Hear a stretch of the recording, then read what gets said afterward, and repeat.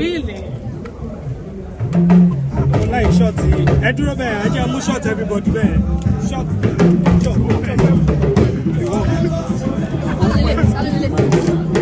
Today is my day. Yeah. Thank you everyone. I appreciate it.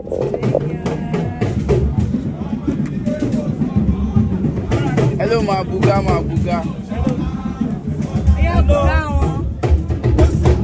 You're not even talking like this.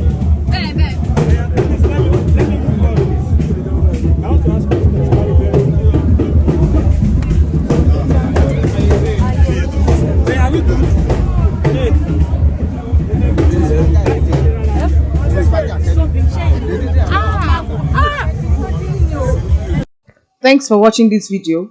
Please don't forget to click on the subscribe button. Kindly comment and share. We drop new videos daily. Thank you.